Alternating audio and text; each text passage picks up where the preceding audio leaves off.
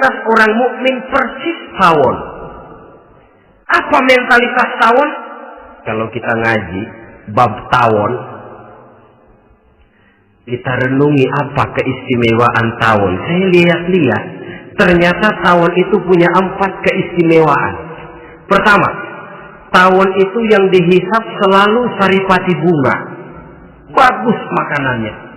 Belum pernah tawon keliru makan. Saya belum pernah dengar kok ada tawon makan tahu.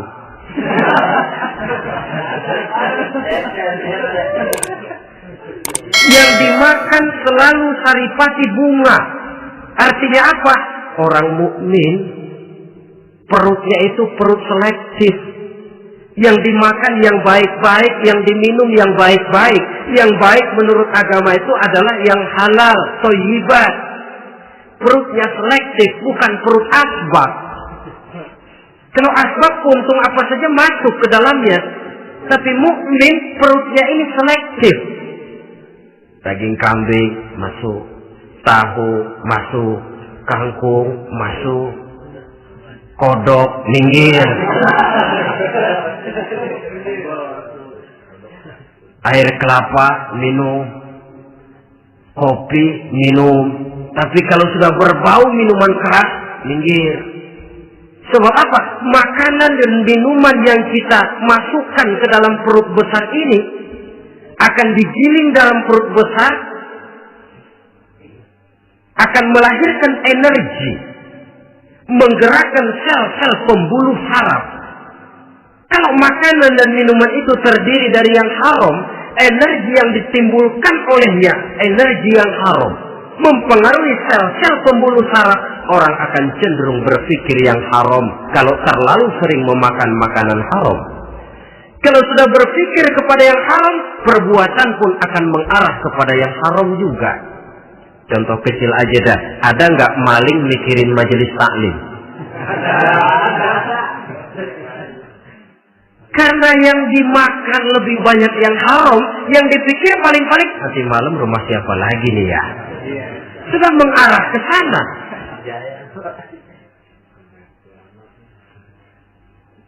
Saripati bunga yang dimakan tawon itu.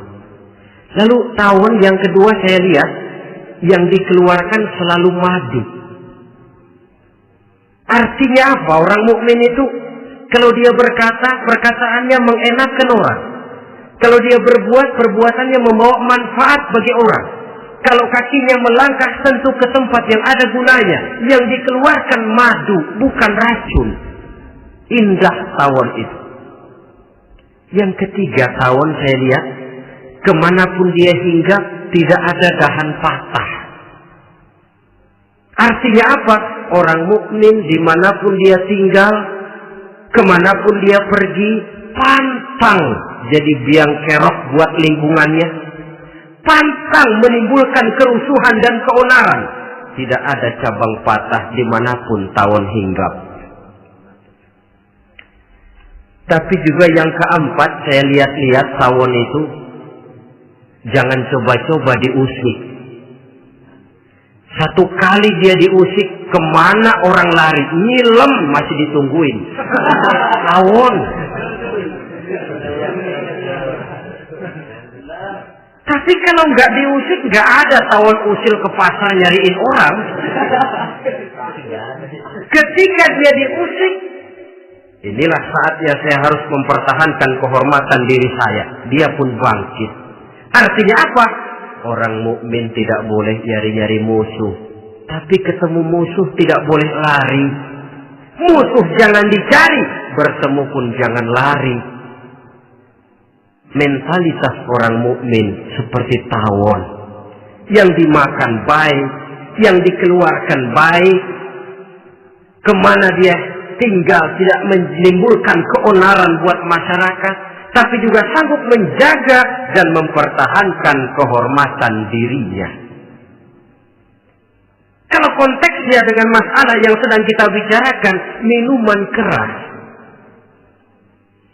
Saya katakan tadi, kita kadang-kadang salah pilih, tertipu oleh racun yang bermerek madu. Ada minuman empuk, nyari yang keras. Salah pilih. Ketahuan orang bikin pel buat anjing, manusia yang nelen. Akhirnya miring kayak anjing. Saudara, mari kita renungi An-Nisa ayat 140. Allah Subhanahu wa ta'ala mengingatkan, qad nazzala 'alaikum fil kitab an idza sami'tum ayati Allahi yukfar biha wa yustahza'u biha fala taq'udu ma'ahum hatta yakhudu fi haditsin ghairi innakum idzan mithluhum. Sungguh kata Allah, telah diturunkan kitab Al-Quran ini kepada kamu, yang apabila kamu dengar ayat-ayat Allah itu diingkari orang, diejek-ejek orang, fala taq'udu ma'ahum, jangan kamu duduk bersama orang-orang semacam itu. Bagaimana mengejek ayat-ayat Allah? Misalnya, tahu kalau minuman keras itu diharamkan, tapi masih minum juga, itu kan mengejek ayat namanya. Duduk di majelis semacam itu dilarang oleh Quran. Kenapa? Innakum idzam misluhum. Kalau kamu juga duduk di majelis semacam itu, kau dan mereka sama saja, kata Quran. Sama saja. Tahu kalau minuman yang memabukkan itu diharamkan agama, tapi minumnya juga mengejek ayat Allah. Duduk di tengah kelompok mereka berarti ikut mengejek ayat Allah. Dekat saja pun jangan, entahlah lagi sampai meminumnya. Maaf, bukankah Allah menurunkan Al-Quran kepada manusia, kata Imam Al-Ghazali, persis, maaflah, seperti gubernur bikin surat kepada Pak Lurah. Dalam suratnya Pak Gubernur bilang, Pak Lurah, tolong carikan tanah di daerah Kebayoran untuk sekolah 6.000 meter. Pak Lurah dapat surat dari Pak Gubernur, bangga bukan main. Itu surat sore, pagi, siang, malam dibaca. Ditaruh di tempat yang tinggi. Diberikan minyak wangi, mau diambil, dicium dulu. Dibawa dengan penuh hormat dan hati-hati. Tapi tanah yang dipesan Pak Gubernur tidak dicari-cariin. Penghargaan macam apa ini? Nanti gubernur cek, Pak Lurah, siapa? Sudah terima surat saya? Sudah Pak, sudah. Bagus. Lalu bagaimana? Aduh Pak, surat Bapak sore, pagi, siang, malam saya baca. Bagus. Apalagi Lurah? Surat Bapak saya taruh di tempat yang tinggi Pak. Saya pakai minyak wangi. Mau saya ambil, saya cium dulu. Saya bawa dengan penuh hormat dan hati-hati. Bagus Lurah. Kau memang hormat sama atasan. Cuman Lurah, tanahnya udah dicariin belum? Nah yang itu belum tuh Pak. Belum. Kata gubernur, bagus Lurah, besok berhenti lo ya.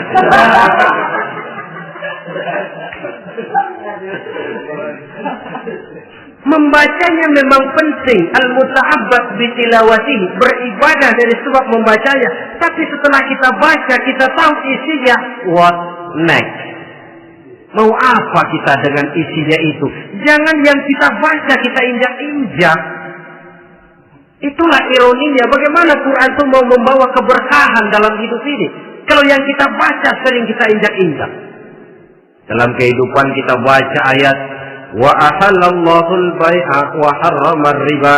Allah halalkan jual beli, Allah haramkan riba, tapi renten ditelan terus.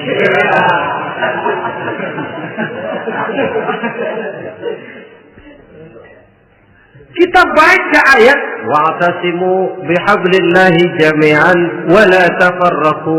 Berpegang teguhlah kamu kepada tali Allah, jangan bercerai-berai. Tapi sesama muslim pelotot-pelototan jalan terus. Janganlah yang sesama muslim kadang-kadang yang mengklaim dirinya sebagai pemimpin Islam kelihatannya juga sikut-sikutan jalan terus.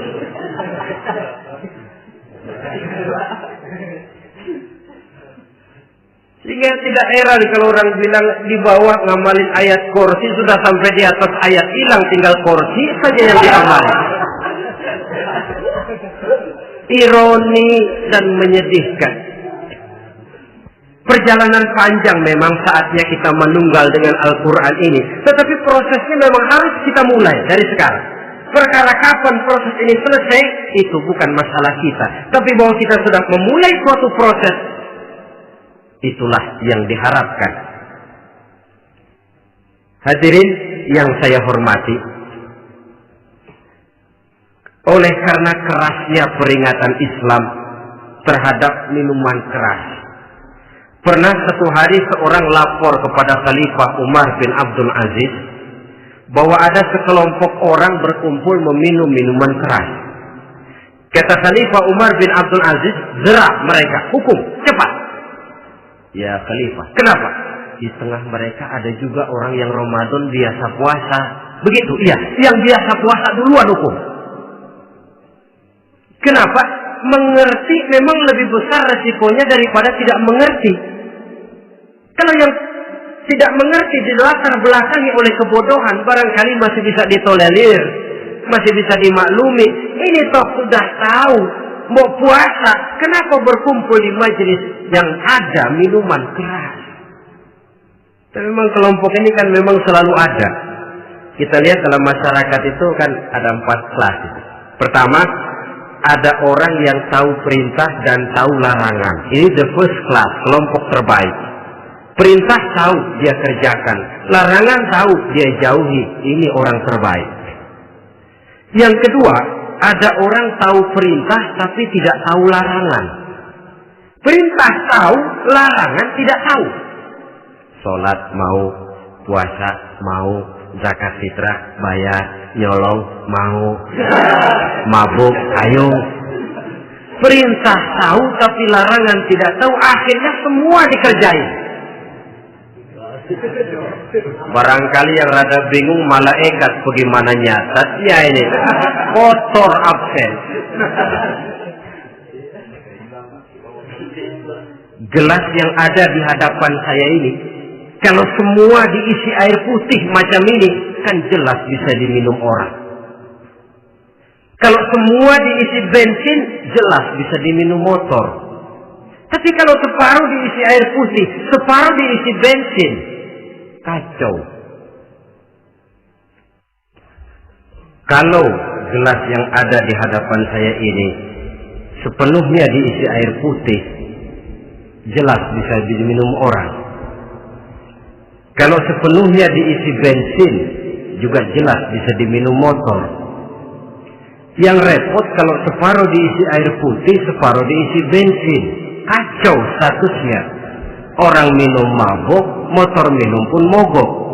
Dijual juga tidak laku barang campuran. Inilah makna pernyataan Allah, وَلَا تَلْبِسُوا الْحَقَّ بِالْبَاطِلِ. Jangan kamu campur adukan antara yang hak dan yang batil. Perintah dikerjakan, larangan pun dikerjakan juga.